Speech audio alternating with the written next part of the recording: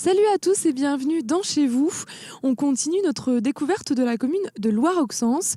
Aujourd'hui, direction la Loire. En effet, comme son nom l'indique, cette nouvelle commune est bordée par ce fleuve. Alors bien sûr, la Loire, c'est un attrait touristique majeur pour Loire-Auxence, mais c'est aussi une activité puisqu'il reste encore des pêcheurs ici. Par ici la visite.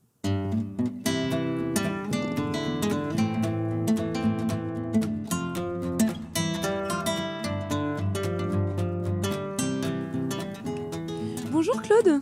Bonjour. Nous sommes juste à côté de la Loire, dans le village de la Meilleraie, qui est un village de pêcheurs. La Loire et la commune de Loire-Auxence, c'était évident. Mais en fait, seulement une des 4 communes bord de la Loire, c'est la commune de Varades. Et la Loire et la Meilleraie, c'est un village de pêcheurs, mais c'est aussi la vitrine touristique de Varades et de Loire-Auxence.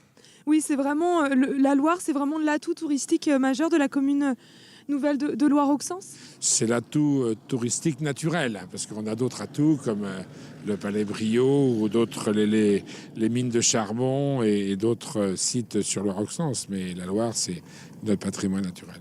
Et patrimoine historique aussi, parce que ça a toute une histoire. Ça a été la frontière entre l'Anjou et le royaume de Bretagne. Certes, mais ça reste aussi une frontière, parce qu'on a de très bonnes relations avec nos amis de Saint-Florent.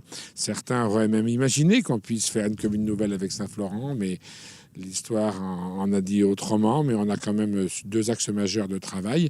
C'est le tourisme avec Saint-Florent, où on a un camping en commun, et puis la culture, où on partage la maison Bonchamp, la maison d'écrivain Julien Gracq à Saint-Florent, et puis toutes les expositions qui peuvent exister sur le secteur. Et Saint-Florent qu'on aperçoit juste... Saint-Florent qui est juste de l'autre côté. Merci beaucoup en tout cas, Merci. Claude.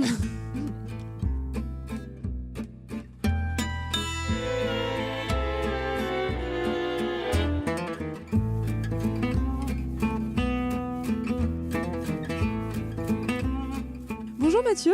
Bonjour. Nous sommes sur la Loire. Vous êtes un récent pêcheur, même si vous avez une histoire familiale qui fait que la pêche, vous connaissez.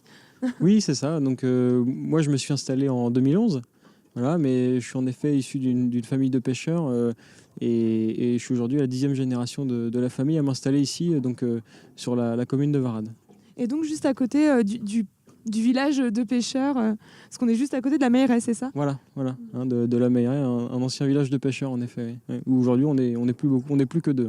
Vous êtes plus que 2 pêcheurs maintenant. Il reste donc Yannick Perrault, mon oncle, et moi-même.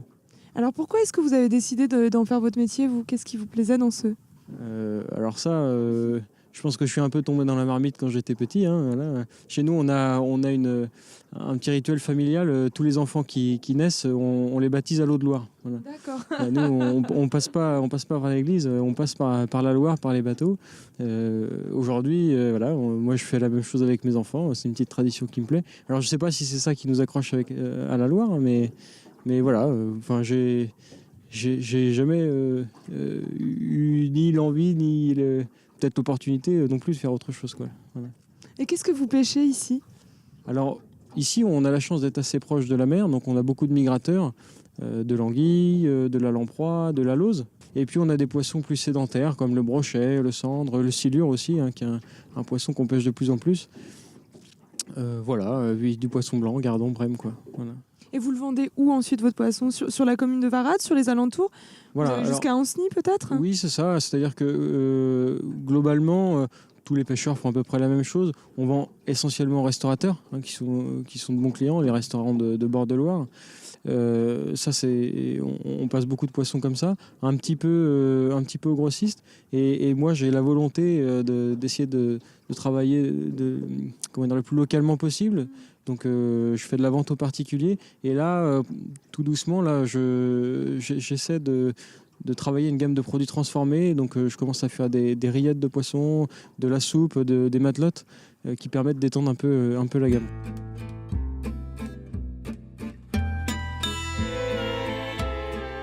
Qu'est-ce qui vous plaît dans la Loire? Qu'est-ce qui est particulier sur ce fleuve? C'est pas facile à dire. C'est pas facile à dire. Il y a je sais pas s'il existe un adjectif suffisamment fort, je dirais, pour la qualifier, mais c'est tout, c'est la beauté, c'est les brumes du matin, les oiseaux, le bruit du clapotis sur le bateau On entend là. qu'on entend là. Ouais.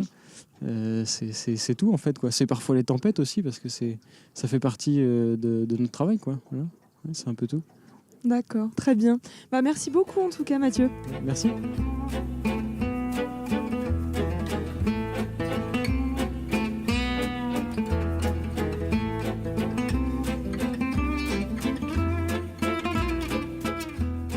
Chez vous, c'est fini pour ce soir. Je vous donne rendez-vous demain pour découvrir la maison médicale de Belligné.